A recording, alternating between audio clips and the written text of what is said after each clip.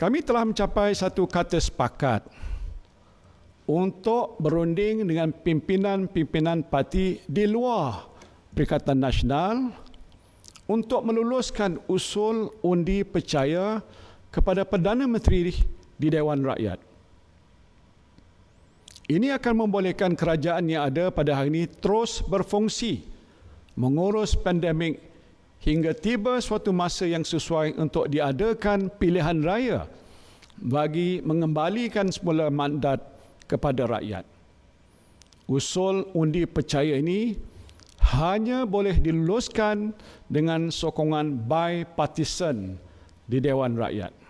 Di hari Jumaat yang mulia ini, saya ingin membentangkan cadangan rangka persefahaman rentas parti yang akan dilaksanakan oleh kerajaan sekiranya usul undi percaya diluluskan. Pertamanya ialah mengenai peruntukan pada ahli-ahli parlimen. Baru-baru ini saya telah pun mengumumkan pemberian peruntukan RM300,000 kepada semua ahli Dewan Rakyat dan Dewan Negara tanpa mengira parti politik bagi tujuan pembelian bakul makanan untuk diagihkan kepada rakyat yang memerlukan. Atas semangat kerjasama bipartisan di Parlimen dan keperluan untuk memperluaskan bentuk-bentuk bantuan pada rakyat dalam situasi pandemik, semua ahli Parlimen akan menerima peruntukan tahunan yang sama tanpa mengira parti politik. Bagi ahli Parlimen pembangkang, peruntukan untuk tahun ini akan dibuat secara prorata mengikut jumlah bulan yang berbaki. Kedua, bagi mendukung prinsip whole of government dan whole of society dalam memerangi pandemik COVID-19, Menteri Keuangan telah mengadakan libat urus dengan pelbagai pihak, termasuklah pimpinan parti pembangkang, untuk mendapatkan input dan cadangan bagi menambah baik pelan pemulihan negara.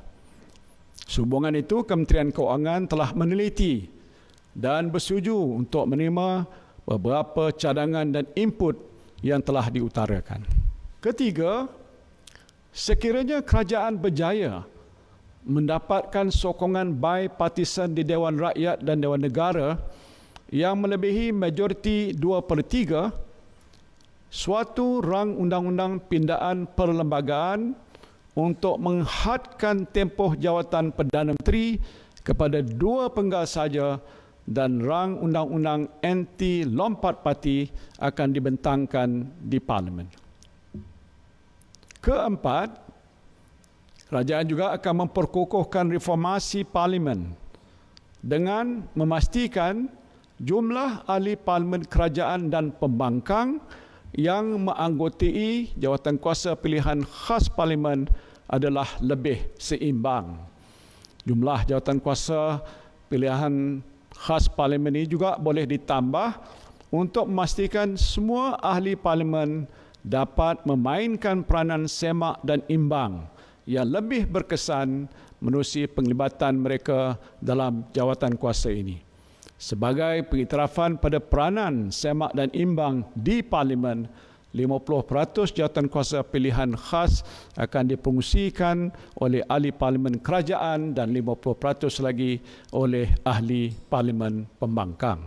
Kelima, kerajaan telah bersetuju untuk melaksanakan undi 18 tanpa menunggu pelaksanaan pendaftaran automatik yang akan mengambil masa. Dan untuk itu, suatu rang undang-undang pindaan perlembagaan akan dibentangkan di Parlimen untuk tujuan ini. Saya berharap dengan adanya kerjasama bipartisan di Parlimen, rang undang-undang ini akan dapat diluluskan. Keenam, semua rang undang-undang termasuk rang undang-undang perbekalan yang akan dibentangkan di Parlimen akan dirundingi terlebih dahulu dengan semua ahli Parlimen. Suatu rang undang-undang hanya akan dibentangkan sekiranya mendapat sokongan majoriti ahli Parlimen.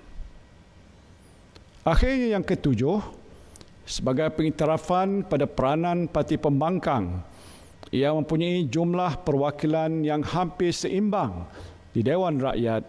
Ketua Pembangkang akan diberikan saraan dan kemudahan yang setara dengan seorang Menteri Kanan. Saudara dan saudari yang saya kasihi sekalian, saya tidak berhasrat untuk terus berpaut pada dahan kuasa. Dalam keadaan ini adalah wajar mandat dipulangkan semula pada rakyat untuk memilih kerajaan yang baru apabila tiba masa yang lebih sesuai. Justru bergantung pada situasi pandemik, saya membuat aku janji bahawa pilihan raya umum ke-15 akan diadakan selewat-lewatnya pada penghujung bulan Julai tahun hadapan insya-Allah.